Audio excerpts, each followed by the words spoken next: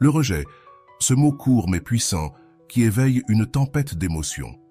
Lorsque quelqu'un que tu estimais te rejette, la chose la plus naturelle est de ressentir le besoin de répondre, de chercher une explication ou même d'essayer de récupérer ce que tu penses avoir perdu.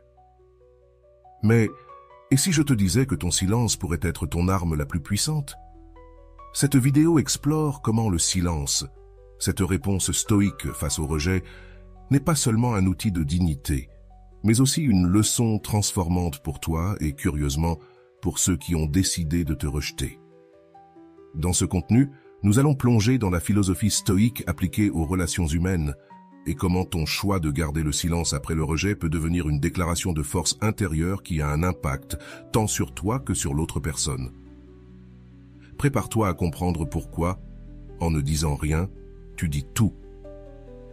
Tu veux savoir comment transformer un moment de douleur en une opportunité pour grandir et transformer ta vie? Reste avec nous, car à la fin de cette vidéo, tu auras les outils pour accueillir le rejet avec une dignité qui non seulement te libère, mais redéfinit aussi ta valeur. Tu apprendras à utiliser le silence comme une forme d'autocontrôle et d'autonomisation personnelle. Et, plus important encore, tu comprendras pourquoi cet acte, bien qu'apparemment passif, a un pouvoir qui peut détruire les attentes de ceux qui pensaient que ta réaction serait de la faiblesse ou de la soumission. Ce contenu n'est pas simplement une réflexion philosophique, c'est un guide pratique. Nous allons analyser les enseignements de grands penseurs comme Épictète, Marc Aurèle et, bien sûr, les contributions de Rolando, qui nous mènent à une compréhension plus profonde de la gestion des émotions depuis un endroit d'amour-propre et de dignité. Mais sois attentif, car ce n'est pas ce à quoi tu es habitué à entendre. Ce qui suit te fera remettre en question tout ce que tu pensais savoir sur le rejet et la manière de le confronter. Mais avant de commencer, je vous serais extrêmement reconnaissant si vous appuyez sur le pouce levé, car cela m'aide à faire connaître cette philosophie à plus de personnes. Si vous ne voulez manquer aucune vidéo, abonnez-vous et activez la cloche. Le silence après un rejet n'est pas une simple réaction, c'est un choix. Dans un monde où la surexposition émotionnelle et l'impulsivité sont courantes, choisir de ne pas répondre est un acte de résistance et d'autocontrôle. Marc Aurèle, dans ses méditations, a écrit « Ce n'est pas ce qui t'arrive qui te touche, mais comment tu choisis de l'interpréter. » Qu'est-ce que cela signifie dans le contexte d'un rejet? Que le pouvoir est entre tes mains. Ce n'est pas le rejet qui définit ta valeur, mais la manière dont tu choisis de répondre. Lorsque tu choisis le silence, tu réclames ce pouvoir. Tu dis, sans mots, que ta valeur ne dépend pas de la validation de quelqu'un d'autre. Tu montres que tu n'as pas besoin de réagir pour affirmer qui tu es. Et voici la clé. Ce silence n'est pas pour punir l'autre, mais pour te protéger toi. Comme le mentionne Rolando, la dignité personnelle n'est pas une attaque envers les autres, mais un acte d'amour envers toi-même. Mais le silence a aussi un autre effet. Un effet que peu considèrent. Il génère un espace de réflexion chez l'autre personne. En ne répondant pas, tu ne nourris pas la narration que l'autre attendait. Tu interromps le schéma et, dans de nombreux cas, tu laisses une question sans réponse. Pourquoi n'a-t-il, elle, pas réagi? Cet impact psychologique est profond et nous l'explorerons en détail dans les prochaines parties. Reste avec nous, car dans le prochain segment, nous décomposerons les outils psychologiques et philosophiques qui soutiennent cette pratique. De plus, tu apprendras comment les appliquer dans ta vie quotidienne pour affronter tout rejet avec sérénité et confiance. Cela ne changera pas seulement la façon dont tu te sens, mais aussi la façon dont les autres te perçoivent. Le silence après un rejet n'est pas simplement une absence de mots. C'est une déclaration puissante qui reflète l'autocontrôle, l'introspection et une profonde compréhension de la valeur personnelle, selon la philosophie. De la philosophie stoïcienne à la psychologie moderne, ce concept a été analysé et défendu comme un outil qui transforme les émotions réactives en croissance personnelle. Décomposons comment ces idées s'appliquent à ta vie et comment ton silence peut être la leçon la plus percutante que quelqu'un ait jamais reçue. Épictète, l'un des grands stoïciens, a affirmé « Il est impossible pour un homme d'apprendre ce qu'il croit déjà savoir. » Dans le contexte du rejet, cela signifie que tu ne peux pas changer ce que l'autre personne pense ou ressent, mais tu peux changer la façon dont tu choisis de traiter cette expérience. Le silence devient alors une manière de lâcher l'illusion du contrôle sur les autres. Cet acte de lâcher prise n'est pas de la résignation, c'est de l'autonomisation. Du côté de la psychologie, Carl Jung a introduit le concept de l'ombre, cette partie de nous qui réagit instinctivement à la douleur par des réactions impulsives. Le rejet active cette ombre, et la plupart des gens y répondent avec colère ou besoin de confrontation. Cependant, en optant pour le silence, tu interromps ce cycle réactif. Tu choisis de répondre depuis un lieu de conscience et de maîtrise de soi, au lieu d'agir à partir de tes blessures. Rolando, mentor et auteur sur des sujets de l'amour-propre, renforce cette idée en disant « Ta valeur ne réside pas dans la façon dont les autres te voient, mais dans la façon dont tu choisis de te voir toi-même. » Le silence après un rejet n'est pas vide, c'est une force vivante. Cela signifie que ta capacité à garder le silence reflète ton engagement envers toi-même et ta volonté de prioriser ta dignité au-dessus de toute émotion momentanée. Marc Aurèle apporte également une perspective importante dans ses méditations. Ne t'inquiète pas de ce que les autres pensent de toi, inquiète-toi de ce que tu penses de toi-même. Dans un rejet, la tentation est de chercher de l'approbation ou d'essayer de changer la perception de l'autre. Mais le silence rompt cette dynamique en redirigeant ton énergie vers ta propre validation, plutôt que de la chercher à l'extérieur. Le silence a aussi un impact psychologique sur l'autre personne. En ne réagissant pas, tu défies ses attentes. Comme l'explique Rizzo, quand quelqu'un ne reçoit pas la réponse qu'il attendait, il est obligé de réfléchir à ses propres actions. Ton silence devient un miroir qui reflète non pas tes émotions, mais celles de celui qui t'a rejeté. Cela peut provoquer de l'inconfort, mais aussi un espace pour que l'autre remette en question sa position. D'un point de vue thérapeutique, Aaron Beck, le père de la thérapie cognitive, soutient que nos émotions réactives sont le produit de croyances irrationnelles. Par exemple, après un rejet, tu pourrais penser « Cela prouve que je ne suis pas suffisante ». Cette pensée n'est pas seulement nuisible, elle est fausse. Beck suggère que restructurer ses croyances est essentiel pour surmonter la douleur. Le silence, dans ce cas, est une pratique qui te permet de suspendre ces croyances avant qu'elles ne prennent le contrôle. Rolando complète cette idée en disant « Le rejet ne définit pas ta valeur. C'est une circonstance qui peut t'en apprendre davantage sur toi si tu choisis d'écouter plutôt que de réagir. » Ici, le silence n'est pas seulement une réponse à l'autre. C'est un outil d'introspection qui te permet d'explorer tes propres émotions et de reconstruire tes récits internes depuis un endroit de force. L'impact du silence a également une dimension sociale. Nous vivons dans un monde où réagir immédiatement est la norme, en particulier à l'ère numérique. Cependant, en choisissant de ne pas répondre, tu fais une différence. Tu établis des limites et tu communiques, sans mots, que tu n'as pas besoin d'entrer dans un dialogue qui ne bénéficie pas à ton bien-être émotionnel. Rolando l'exprime de manière percutante. Chaque fois que tu choisis de ne pas réagir, tu choisis de t'élever. Tu dis « Ma paix vaut plus que n'importe quelle discussion ». Cette approche ne préserve pas seulement ton énergie, elle te positionne également comme quelqu'un qui ne se laisse pas entraîner par les émotions des autres. Le silence t'offre aussi un espace pour pratiquer l'auto-soin. Lorsque tu choisis de ne pas répondre au rejet, tu prends du temps pour traiter tes émotions et prendre soin de toi. Selon Christine Neff, pionnière du concept de l'autocompassion, cet acte est essentiel pour la guérison émotionnelle. Neff explique que se traiter avec bienveillance dans les moments de douleur nous permet de surmonter les adversités avec plus de résilience. Du point de vue stoïcien, ton silence n'est pas un outil pour manipuler l'autre, mais pour renforcer ton propre âme. Comme disait Sénèque, l'homme le plus puissant est celui qui a le contrôle de lui-même. Dans un rejet, ton pouvoir réside dans le fait de ne pas céder au contrôle des émotions ou aux attentes des autres. Enfin, il est important de comprendre que le silence n'est pas une manière d'éviter la douleur, mais de l'affronter depuis un lieu d'introspection. Viktor Frankl, dans son livre « L'homme en quête de sens », soutient que nos réponses à la souffrance déterminent notre capacité à y trouver un sens. En optant pour le silence, tu choisis de donner un sens constructif au rejet, au lieu de laisser celui-ci t'engloutir. Dans la prochaine partie, nous explorerons comment appliquer ces idées dans ta vie quotidienne et comment construire un cadre mental fondé sur la dignité et l'amour propre. Ce n'est que le début d'un voyage vers une nouvelle manière d'affronter le rejet. Sois attentif, car ce qui vient ne transformera pas seulement la façon dont tu gères ces situations, mais aussi la manière dont tu te perçois toi-même. Le silence, comme réponse après un rejet, n'est pas seulement un acte, mais une habitude qui peut radicalement changer la façon dont tu fais face à la douleur, à la frustration et aux relations. Dans cette partie, nous allons décomposer comment tu peux intégrer le silence stoïque et les principes psychologiques dans ta vie quotidienne, en permettant à ces outils de te renforcer et de te transformer. Rolando explique que le silence n'est pas de la passivité, c'est une action interne. La décision consciente de privilégier ton bien-être émotionnel par rapport à la nécessité de valider ta douleur par une réaction. Cette approche implique que le silence n'est pas simplement l'absence de parole, c'est une manière de communiquer avec toi-même, de t'offrir de l'espace pour traiter ce que tu ressens et de choisir judicieusement tes batailles.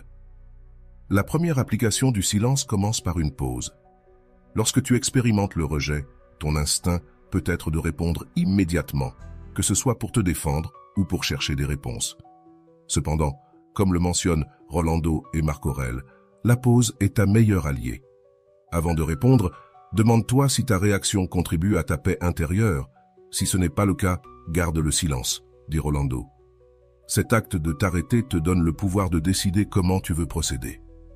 D'un point de vue cognitif, le silence te permet d'observer tes pensées avant d'agir. Aaron Beck mentionne que la plupart de nos réactions émotionnelles proviennent de pensées automatiques que nous ne remettons pas en question. En pratiquant le silence, tu crées un espace pour identifier ces pensées et décider si elles sont utiles ou nuisibles. Par exemple, si tu penses « cela signifie que je ne suis pas assez », tu peux remettre en question cette croyance et la remplacer par quelque chose de plus constructif, comme « ce rejet ne définit pas ma valeur ». Rolando met l'accent sur l'importance de transformer le silence en un outil d'autocompassion. Tandis que tu te tais vis-à-vis des autres, parle-toi à toi-même avec bienveillance. Reconnais ta douleur, mais ne l'utilise pas comme excuse pour t'enfoncer. Ici, le silence extérieur devient un dialogue intérieur où tu pratiques les soins et la validation de toi-même, au lieu de les chercher chez la personne qui t'a rejeté. Une autre manière d'appliquer le silence est à travers la technique de la pierre grise, un concept que Rolando introduit dans ses enseignements. Cette technique consiste à adopter une posture neutre et impassible face à celui qui te rejette, surtout si cette personne continue de chercher à te provoquer. Être comme une pierre grise signifie ne pas leur donner accès à tes émotions. Tu ne réagis pas, tu n'expliques pas, tu existes simplement, dit Rolando. Cette technique protège ta paix mentale et t'évite de tomber dans des dynamiques émotionnelles épuisantes. Le silence t'offre également l'opportunité de réfléchir à ce dont tu as vraiment besoin. Souvent, le rejet réveille de vieilles blessures qui n'ont rien à voir avec la personne qui t'a rejeté, mais avec des insécurités plus profondes. Viktor Frankl soutient que la souffrance peut être une porte vers une meilleure compréhension de nous-mêmes. En gardant le silence, tu crées un espace pour explorer ces blessures et commencer à les guérir de l'intérieur. D'un point de vue pratique, tu peux appliquer le silence en établissant des limites claires. Lorsque quelqu'un te rejette, tu n'as aucune obligation de te justifier ni de chercher son approbation. Rolando mentionne qu'établir des limites n'est pas dire à l'autre quoi faire, mais te dire à toi-même ce que tu n'es pas prêt à tolérer. Dans ce sens, le silence n'est pas seulement une réponse, c'est une limite qui protège ta dignité. L'impact du silence s'étend également à ton environnement social. En le pratiquant, tu envoies un message clair que tu n'as pas besoin de t'engager dans des discussions pour valider ton point de vue. Cela améliore non seulement ton autocontrôle, mais élève également la manière dont les autres te perçoivent. Comme le dit Rizzo, la meilleure façon de gagner le respect, c'est d'abord se respecter soi-même. De plus, le silence peut être un outil d'autoréflexion. Rolando suggère d'utiliser ce temps pour se poser des questions clés. Qu'est-ce que ce rejet m'a appris sur moi? Est-ce que je cherche plus d'approbation extérieure que je ne devrais? Quelles étapes puis-je franchir pour renforcer mon amour-propre? Ces questions ne t'aident pas seulement à traiter la douleur, mais elles te poussent aussi vers la croissance personnelle. Le silence n'est pas un acte isolé, c'est une habitude qui se cultive avec le temps. Chaque fois que tu choisis de ne pas réagir, tu renforces cette habitude et construis une relation plus solide avec toi-même. Cela s'aligne avec la philosophie stoïcienne qui met l'accent sur l'importance de former l'esprit à répondre avec raison et non avec impulsivité. Épictète disait « Tu n'as aucun contrôle sur les événements extérieurs, mais tu as un contrôle sur la façon dont tu les interprètes. Enfin, le silence t'offre une opportunité de te concentrer sur tes propres objectifs et passions, au lieu de gaspiller de l'énergie émotionnelle pour quelqu'un qui ne la mérite pas. Tu peux rediriger cette énergie vers des activités qui te nourrissent et te renforcent. Rolando résume ainsi: le silence est l'espace où tu te reconnectes avec toi-même. C'est là que tu te rappelles qui tu es et ce que tu mérites. Le silence après le rejet, vu sous l'angle stoïcien, n'est pas un acte passif, mais un outil actif de formation intérieure. Les stoïciens, comme Épictète, Sénèque et Marc Aurèle, ont offert des enseignements intemporels sur la manière d'affronter les adversités avec dignité et autodiscipline. Dans cette extension, nous explorerons comment appliquer ces idées dans ta vie quotidienne en intégrant des citations de ces grands penseurs pour approfondir la pratique du silence en tant que réponse stoïcienne et émancipatrice. Épictète disait: « Ce ne sont pas les choses qui nous arrivent qui nous perturbent, mais nos opinions à leur sujet. » Ce principe nous invite à réfléchir sur la manière dont nous interprétons le rejet. Si quelqu'un nous rejette et que nous l'interprétons comme une preuve de notre insuffisance, nous souffrirons inutilement. En revanche, si nous voyons le rejet comme un événement extérieur, indépendant de notre valeur personnelle, nous pouvons nous libérer de son fardeau émotionnel. Lorsque tu choisis le silence après un rejet, tu pratiques ce que Épictète appelait le contrôle interne. Il affirmait: « Ne te préoccupe que de ce que tu peux contrôler, tes pensées, tes émotions et tes actions. » En gardant le silence, tu cesses de chercher à contrôler ce que l'autre personne pense ou ressent, et tu concentres ton énergie sur ce qui est réellement sous ton contrôle, ta réaction. Sénèque, un autre grand stoïcien, nous rappelle que le temps est l'une de nos ressources les plus précieuses. Ce n'est pas que nous ayons peu de temps, mais que nous perdons beaucoup de celui que nous avons, disait-il dans « De la brièveté de la vie ». En optant pour le silence, tu choisis de ne pas gaspiller ton temps en discussions ou justifications qui n'apportent rien de positif à ta vie. Au lieu d'investir de l'énergie à réagir, tu peux la rediriger vers des activités qui te nourrissent et te renforcent. Marc Aurèle, dans ses Pensées pour moi-même, réfléchit à l'importance de l'introspection. Fais confiance à ta capacité à supporter tout ce qui t'arrive. Ce n'est pas ce qui est extérieur qui te nuit, mais la manière dont tu permets que cela t'affecte. Le silence, dans ce cas, n'est pas une réponse pour l'autre, mais pour toi-même. C'est un moment pour traiter la douleur sans laisser celle-ci définir qui tu es ou comment tu agis. Le silence est aussi une manière de pratiquer la vertu de la force, un principe clé du stoïcisme. Sénèque disait: « L'homme fort est celui qui, face à l'adversité, ne perd pas sa sérénité. » En choisissant de ne pas réagir impulsivement, tu montres de la force émotionnelle. Cet acte ne te bénéficie pas seulement à toi, il impacte aussi ceux qui t'entourent, car ils voient en toi un exemple de maîtrise et de résilience. Épictète, dans son Enchiridion, explique que notre perception des événements a plus de poids que les événements eux-mêmes. Si quelque chose d'extérieur t'affecte, ce n'est pas l'événement en soi, mais la manière dont tu choisis de le voir qui cause ta perturbation. En gardant le silence, tu choisis de ne pas laisser le rejet contrôler tes pensées. Au contraire, tu choisis de le traiter depuis un lieu de raison et de maîtrise de soi. Un des enseignements les plus profonds de Marc Aurèle est l'idée de l'impermanence. Il écrit « Tout ce qui arrive est éphémère. Ce qui te semble insupportable maintenant sera bientôt juste un souvenir. » Cela s'applique parfaitement au rejet. En pratiquant le silence, tu te rappelles que la douleur est temporaire et que ta valeur ne dépend pas de la manière dont les autres te voient, mais de la façon dont tu te vois toi-même. Sénèque aborde aussi le concept de dignité personnelle en disant « L'homme véritablement sage s'éloigne de ce qui ne lui fait pas de bien. » Le silence après le rejet est un acte d'éloignement, non physique mais émotionnel. C'est te dire à toi-même « Je mérite plus que cela », sans avoir besoin de le verbaliser. Cet acte de dignité renforce ton estime de soi et établit des limites claires pour protéger ta paix mentale. L'impact du silence a également un effet sur l'autre personne, même si ce n'est pas ton objectif principal. Marc Aurèle explique « Quand les autres agissent mal, ne te mets pas en colère. Demande-toi s'ils ont le contrôle sur leurs actions. Si ce n'est pas le cas, ils n'ont pas de contrôle sur toi. » Ton silence n'est pas destiné à provoquer une réaction chez l'autre, mais à démontrer que son rejet n'a pas le pouvoir d'altérer ta paix intérieure. La pratique du silence est également liée à la vertu de la prudence. Sénèque disait « C'est sage de ne pas dire tout ce que l'on pense et de ne penser que ce que l'on dit. » Au lieu de répondre impulsivement, le silence te permet de réfléchir sur tes émotions et de décider si tu dois vraiment répondre. Cet acte de pause est une manifestation de sagesse et d'autocontrôle. D'un point de vue pratique, Marc Aurèle suggère dans ses méditations « Fais ce que tu as à faire, mais fais-le calmement. » Ce calme est précisément ce que le silence t'offre. Au lieu de réagir depuis un endroit de colère ou de douleur, tu peux répondre, si nécessaire, depuis un lieu de sérénité et de clarté.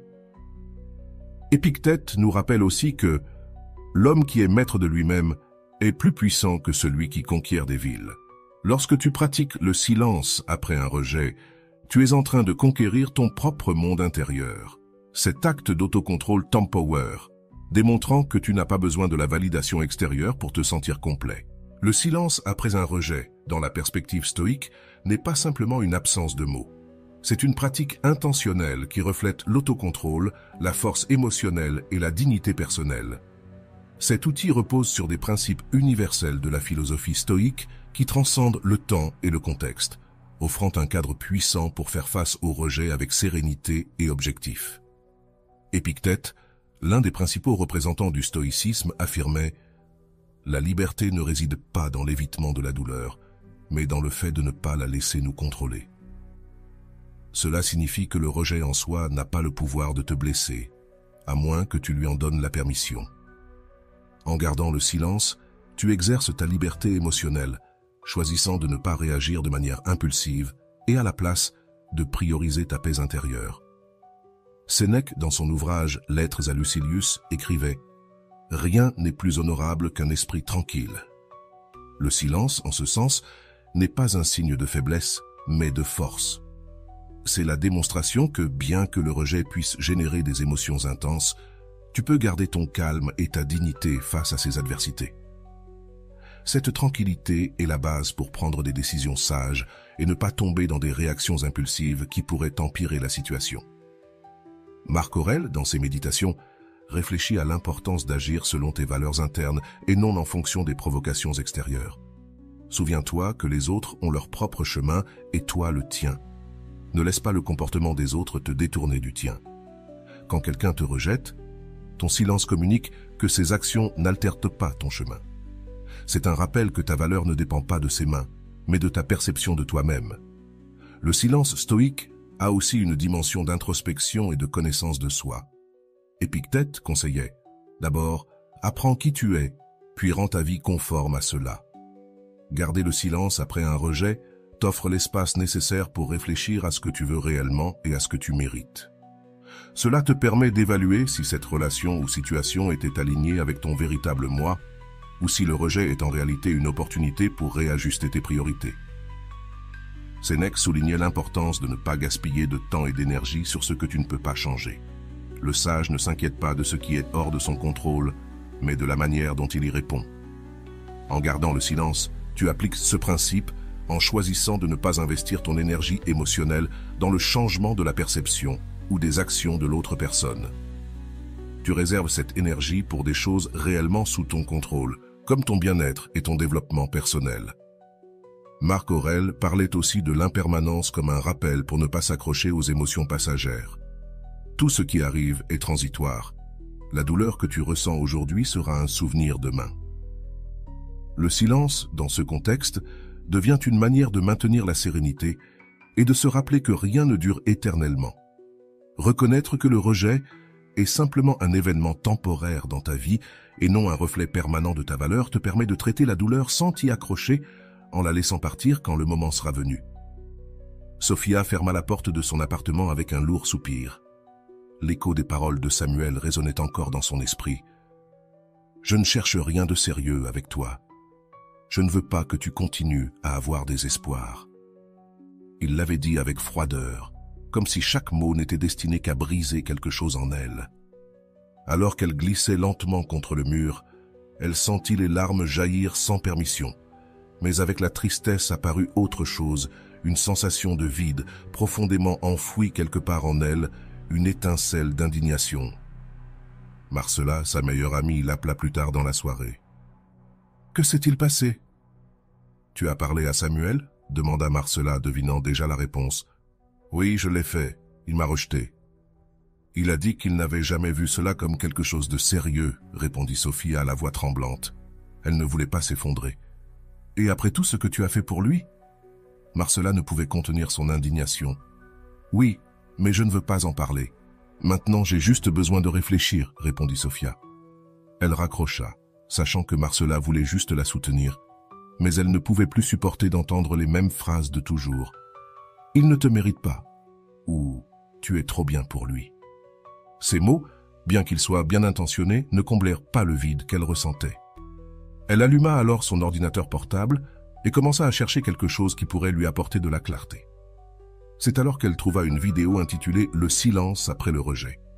La leçon stoïque qui transforme ta vie de Rolando. La voix calme de Rolando remplissait la pièce. Quand quelqu'un te rejette, l'instinct immédiat est de répondre, de te justifier ou de chercher des explications. Mais laisse-moi te dire quelque chose. Ta meilleure réponse est le silence. Ce n'est pas pour punir l'autre, mais pour te protéger toi-même. Le silence n'est pas du vide.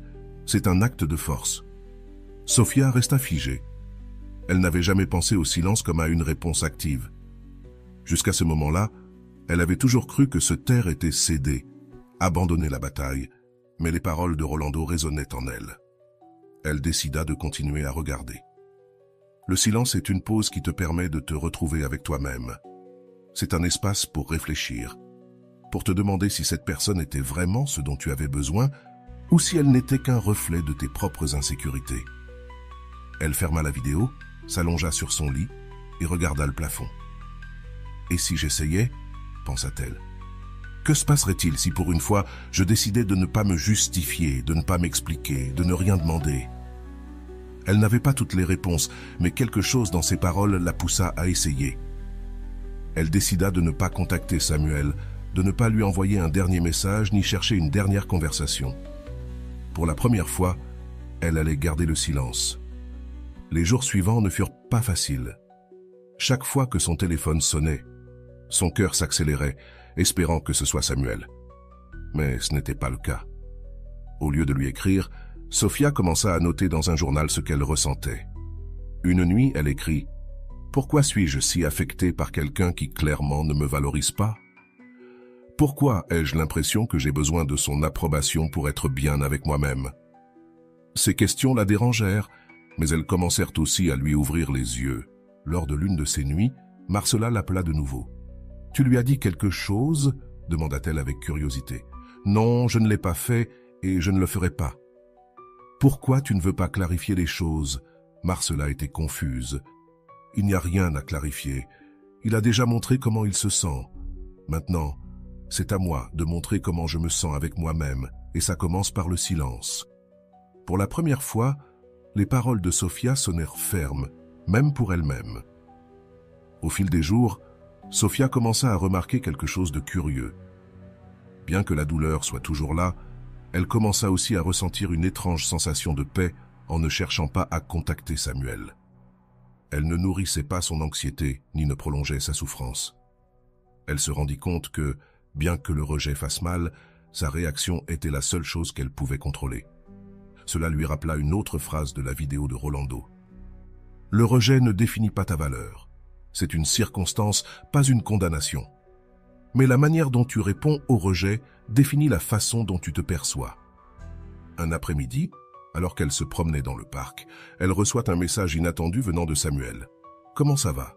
Ça fait des jours que je n'ai rien de tes nouvelles. » Sophia regarda l'écran mais ne ressentit aucune envie de répondre. Au lieu de cela, elle rangea son téléphone et continua sa promenade. Ce petit acte de maîtrise de soi la fit se sentir plus forte que jamais. Cette nuit-là, elle écrivit dans son journal « Aujourd'hui, j'ai choisi le silence, non pas comme une forme de punition pour lui, mais comme un cadeau pour moi-même. J'ai choisi ma paix au-dessus de mon orgueil. » Avec ces mots, Sophia commença à comprendre le véritable pouvoir du silence. Ce n'était pas une arme à utiliser contre les autres, mais un outil pour guérir et grandir de l'intérieur.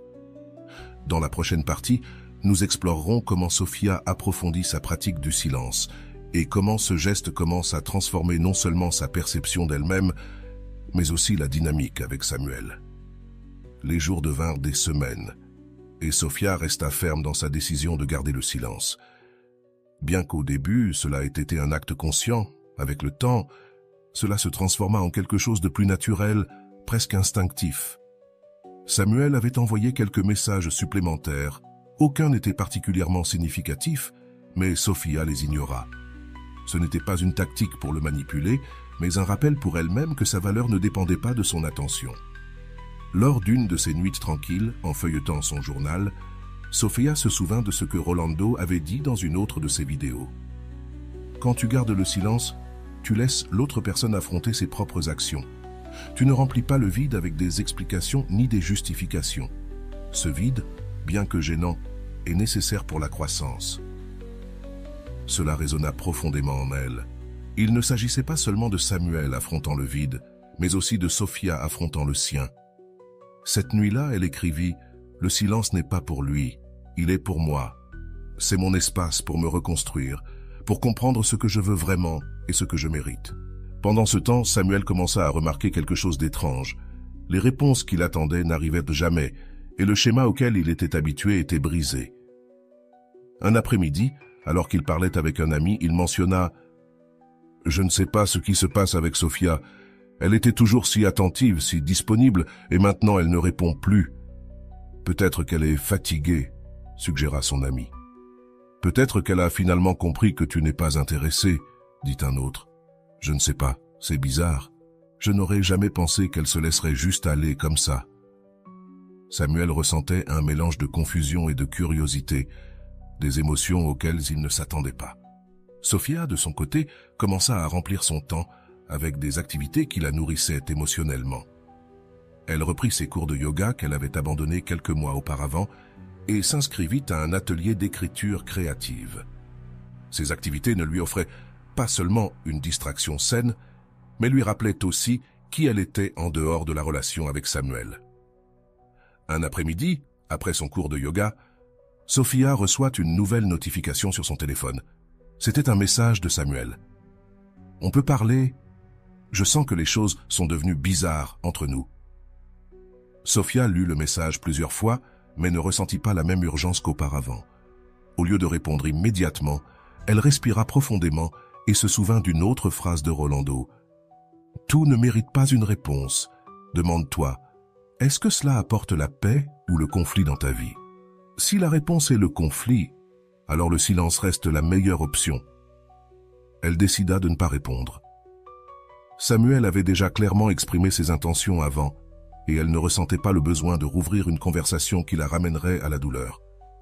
Au lieu de cela, elle continua sa journée, se concentrant sur ce qui comptait vraiment, son bien-être. Au fur et à mesure que les jours passaient, Sophia remarqua quelque chose d'extraordinaire. Bien qu'elle pensât encore à Samuel de temps en temps, ses pensées ne la dominèrent plus. Il y avait de l'espace dans son esprit pour d'autres choses, pour ses amis, ses projets personnels, voire pour de petites joies quotidiennes qui passaient avant inaperçues. Ce changement lui rappela un autre enseignement stoïque qu'elle avait lu dans une des vidéos de Rolando.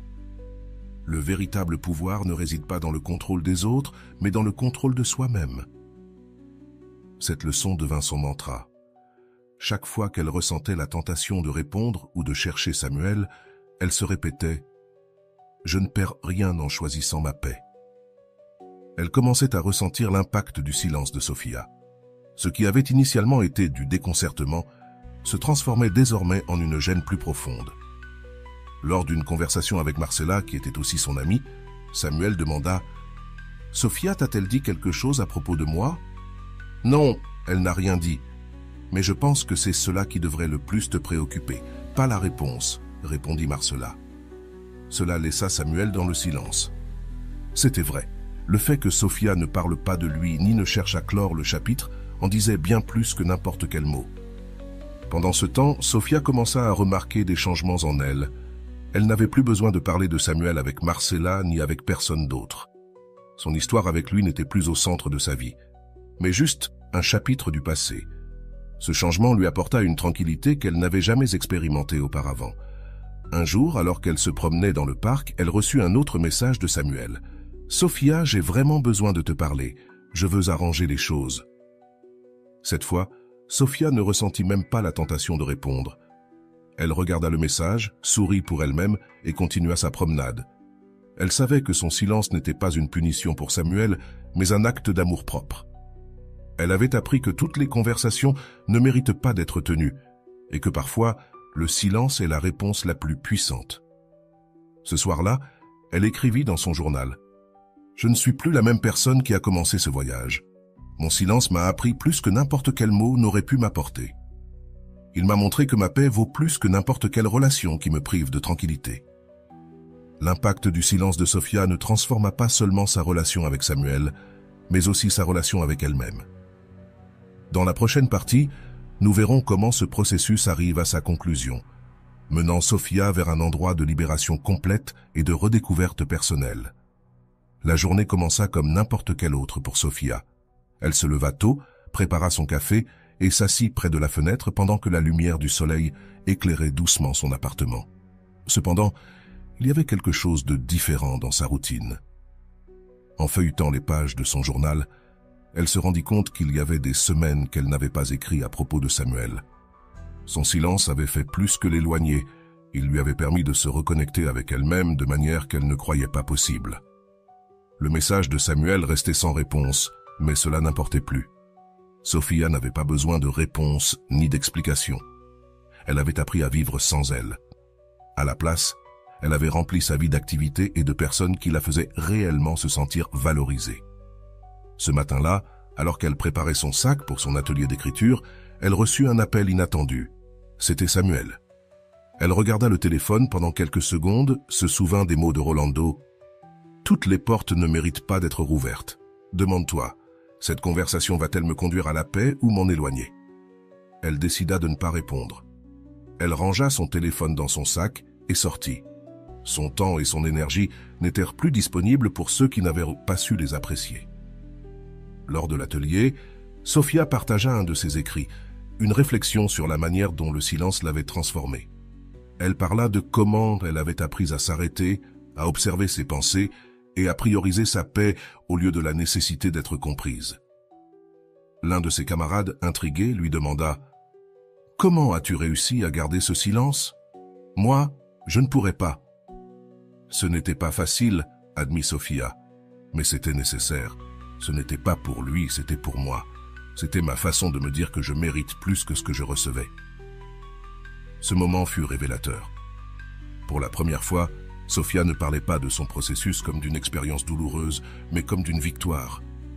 Son silence avait été sa déclaration d'indépendance émotionnelle, et maintenant elle était plus forte grâce à cela. Pendant ce temps, Samuel continuait de ressentir le poids du silence de Sophia. Ce qui avait été de la curiosité auparavant s'était maintenant transformé en quelque chose de plus profond, du regret. Il se rendit compte qu'en la rejetant, il n'avait pas seulement perdu quelqu'un qui se souciait de lui, mais aussi quelqu'un qui avait cru en lui d'une manière qu'il n'avait pas cru en lui-même. Le vide qu'il ressentait n'était pas la faute de Sophia, mais le résultat de son incapacité à apprécier ce qu'il avait. Un après-midi, alors qu'il marchait dans le parc, Samuel la vit au loin. Sophia était assise sur un banc, écrivant dans son carnet. Elle semblait tranquille, en paix, complètement indifférente à l'inquiétude qu'il ressentait. Il s'approche avec précaution, ne sachant pas exactement quoi dire. « Salut, Sophia, » dit-il, brisant le silence. Elle leva les yeux, surprise de le voir. « Salut, Samuel, » répondit-elle. Sa voix était neutre, sans trace de ressentiment ni d'émotion. « J'ai essayé de te parler. Je sens que les choses ne sont pas restées claires entre nous. » Sophia le regarda un instant avant de répondre. « Je pense que les choses sont restées assez claires, Samuel. Tu as pris une décision et moi aussi. »« Est-ce qu'on peut en parler ?» insista-t-il. « Je ne pense pas que ce soit nécessaire. Je n'ai rien à ajouter et, sincèrement, je suis dans un bon endroit maintenant. J'espère que toi aussi. » Sophia sourit légèrement, ferma son carnet et se leva.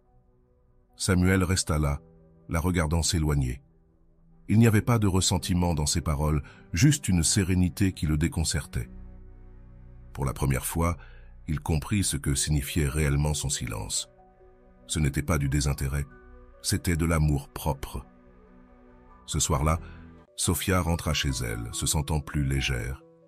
Elle avait fait face à Samuel, non pas avec des mots et des dents, ni des explications, mais avec la tranquillité qu'elle avait cultivée grâce à son silence. Elle écrivit dans son journal « Aujourd'hui, j'ai fermé un chapitre. Pas parce qu'il me le demandait, mais parce que je l'avais déjà fait il y a longtemps. » Au cours des semaines suivantes, la vie de Sophia continua de fleurir. Elle se sentait plus connectée avec elle-même que jamais, et ses relations avec les autres se renforçaient aussi. Elle ne cherchait plus l'approbation de personne, car elle avait appris à se l'accorder à elle-même.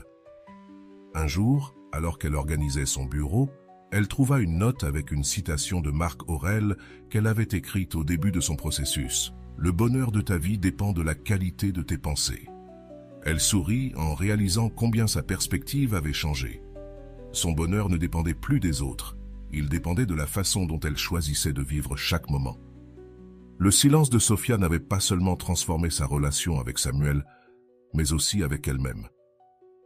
Elle avait appris que sa valeur ne résidait pas dans les paroles des autres, mais dans les actions qu'elle prenait pour protéger sa paix intérieure. Maintenant, elle était prête à affronter ce qui viendrait, sachant que, quoi qu'il arrive, elle pourra toujours retourner à cet endroit de sérénité qu'elle avait trouvé en elle. Ainsi, Sophia ferma le chapitre de Samuel avec une leçon qu'elle porterait en elle pour toujours. Parfois, la réponse la plus puissante n'est pas ce que tu dis, mais ce que tu choisis de ne pas dire. L'histoire de Sophia est un récit profondément introspectif et transformateur, qui reflète les luttes internes et la croissance personnelle qui peuvent surgir après un rejet. Depuis le début de son voyage, Sophia fait face à des émotions que beaucoup considèrent inévitables. La douleur, l'insécurité et un sentiment de perte de contrôle. Cependant, sa décision de choisir le silence ne redéfinit pas seulement sa relation avec Samuel, mais aussi avec elle-même. Nous analyserons ce processus en détail sous des perspectives psychologiques, philosophiques et émotionnelles. Le rejet auquel Sophia fait face est le catalyseur de sa transformation. Cet événement, qui aurait pu la laisser piéger dans un cycle de recherche de validation, devient une opportunité de remettre en question sa valeur et son identité. Selon Carl Jung, la crise est la meilleure bénédiction pour les personnes et les nations, car elle nous oblige à chercher une solution. Le rejet agit comme cette crise qui la pousse à regarder à l'intérieur d'elle-même et à découvrir des forces qu'elle ne savait pas qu'elle avait. Le silence que Sophia a adopté n'est pas simplement une absence de mots, c'est une réponse active et consciente. D'un point de vue stoïcien, sa décision de garder le silence reflète la pratique de la discipline émotionnelle. Épictète disait « Nous ne pouvons pas contrôler ce qui nous arrive, mais nous pouvons contrôler la manière dont nous y répondons. » Sophia choisit de ne pas réagir impulsivement, démontrant ainsi une maîtrise de ses émotions qui l'empower et lui permet de privilégier son bien-être. Le processus de Sophia peut également être analysé à travers la théorie de l'attachement. Initialement, son attachement à Samuel reflète un schéma anxieux, où la validation externe joue un rôle crucial dans son estime de soi. Cependant, à mesure qu'elle avance dans son cheminement d'autodécouverte, sa relation avec elle-même évolue. Cette évolution démontre ce que Mary Ainsworth a appelé la transition vers un attachement sécurisé, où la personne apprend à satisfaire ses propres besoins émotionnels sans dépendre des autres. Les besoins émotionnels et l'impact du silence de Sophia sur Samuel méritent également d'être analysés. Depuis une perspective psychologique, sa décision de ne pas répondre crée un vide qui défie les attentes de Samuel.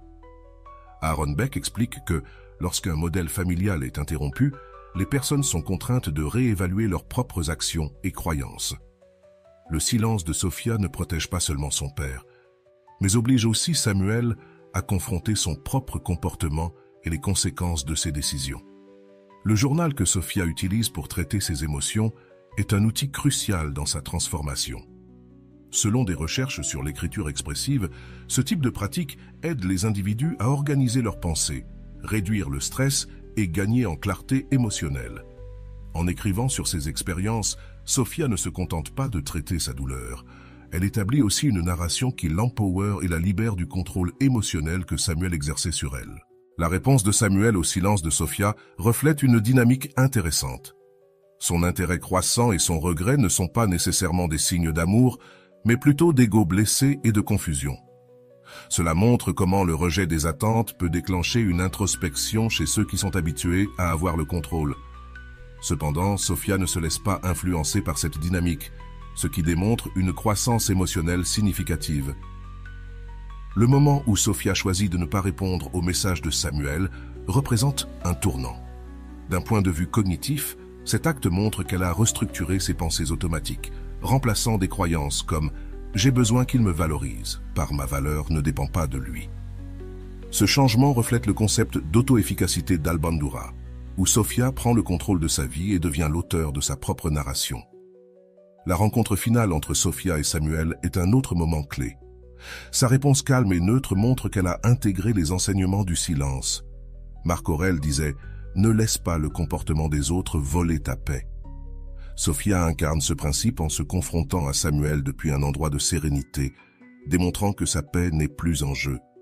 Le développement de Sophia peut aussi être analysé à travers le cadre de la résilience. Selon Georges, la résilience ne consiste pas à l'absence de douleur, mais à la capacité de s'adapter et de croître après l'adversité. Sophia ne nie pas sa douleur, elle l'affronte et l'utilise comme un outil pour se renforcer. Cela se voit dans la manière dont elle remplit sa vie d'activités significatives comme le yoga et l'écriture qui la connectent à son essence. D'un point de vue social, le silence de Sophia défie les normes culturelles qui associent souvent le rejet à la nécessité d'expliquer ou de justifier. Sa décision de ne pas chercher une conversation finale brise ses attentes et redéfinit ce que signifie clore un chapitre. Cet acte ne la libère pas seulement, mais établit aussi une nouvelle norme pour la manière dont elle se voit et permet aux autres de la voir. L'acte de s'éloigner de Samuel, tant littéralement que métaphoriquement, est un symbole puissant de sa libération. Ce moment encapsule ce que le docteur Fran appelait la dernière des libertés, choisir l'attitude face aux circonstances. Sophia choisit sa liberté émotionnelle plutôt que toute tentative de réconciliation qui compromettrait sa paix. En dernière analyse, l'histoire de Sophia témoigne du pouvoir du silence comme outil de transformation. Son voyage la libère non seulement de la douleur du rejet, mais la reconnecte aussi à sa propre identité et à sa valeur. C'est une leçon pour tous sur la manière d'affronter l'adversité avec dignité, autocontrôle et une profonde confiance dans le processus de croissance personnelle. L'expérience de Sophia nous invite à réfléchir à la manière dont nous répondons au rejet.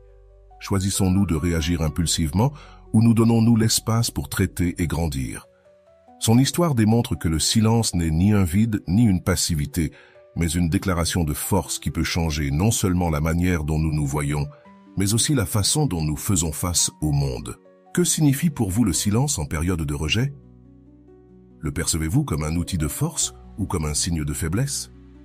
Avez-vous considéré qu'en gardant le silence, vous pourriez envoyer un message plus puissant que n'importe quel mot? Lorsque vous faites face au rejet, vous arrêtez-vous pour réfléchir à vos émotions avant de réagir? Qu'est-ce qui pourrait changer dans votre vie si vous choisissiez de faire une pause, de respirer et de choisir le silence comme réponse? Avez-vous déjà eu l'impression que vos mots, au lieu de clarifier, ont compliqué les choses? Après un tel cas, que se passerait-il si vous choisissiez le silence pour briser ce cycle? Que croyez-vous que votre silence dit de vous aux personnes qui vous ont rejeté? Comme une déclaration de ta force intérieure et de ta dignité personnelle, à quelle fréquence cherches-tu à clore des chapitres en parlant avec l'autre personne, alors qu'en réalité, tu sais déjà ce que tu ressens?